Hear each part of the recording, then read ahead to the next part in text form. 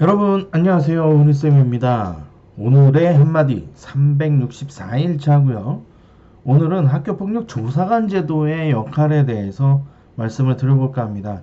시작하기 전에 구독, 좋아요, 알림 설정 부탁드릴게요. 그럼 시작해 보도록 하겠습니다.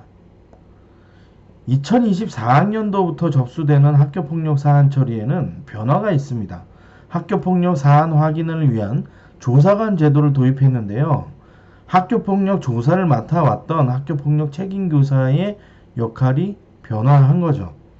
학교폭력 조사관은 퇴직교원, 퇴직경찰, 청소년 단체에서 관련한 업무를 오랫동안 담당하신 분들로 위촉되게 됩니다. 학교폭력 사안이 발생하면 초기 사안 접수를 담당하는 역할을 하죠. 또 내용에 대해서 파악을 하게 되고요. 학교폭력 조사관 제도에 관해서 알아보도록 하겠습니다. 첫 번째는 사안을 조사하는 과정을 수행을 합니다. 학교폭력 사안이 접수되면 사안을 조사합니다. 일부 시도교육청은 사안에 따라서 조사관 제도를 선택할 수 있도록 하고 있어요. 시도교육청별 지침이 다른 것은 좀 아쉽게 느껴지기도 합니다. 학교폭력 조사관의 세부 지침은 시도교육감이 결정하도록 되어 있기 때문이기도 해요. 사안을 조사하고 받는 보수도 지역에 따라서 다릅니다. 세부적인 사안 조사를 위한 방법도 조금씩 다르게 되고요. 두 번째는 학교폭력 제로센터를 알아두셔야 합니다. 2024년부터 교육지원청에서 학교폭력 사안을 관장하는 기구라고 보셔도 되겠네요. 학교폭력 발생을 최소화하고 관계 회복이나 법률 지원 등을 담당하고 있습니다. 관내 초중고등학교 학교폭력 사안에 효율적으로 대응하는 것을 목적으로 하는데요.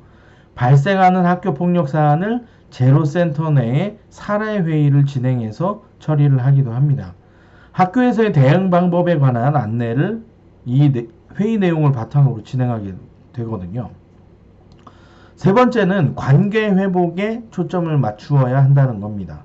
학교폭력 사안이 발생하지 않도록 예방하는 것이 우선인데요. 그래도 사안이 발생하게 되면 수습을 빠르게 해야 하는데 학교폭력 사안은 발생하면 수습하기가 굉장히 어렵습니다. 이전으로 되돌리는 것은 거의 불가능에 가깝거든요. 최대한 학교폭력 발생 이전으로 서로의 관계를 되돌릴 수 있도록 해야 합니다.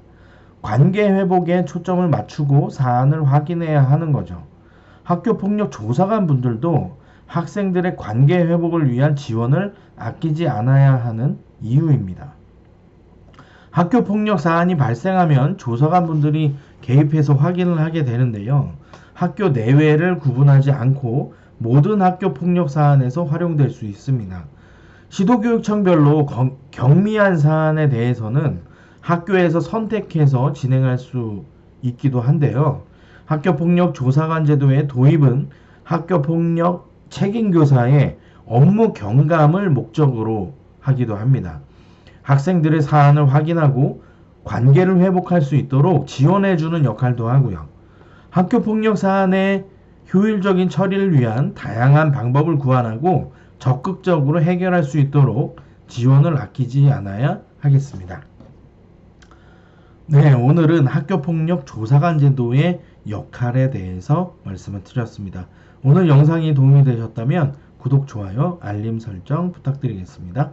그럼 내일 만나요. 안녕.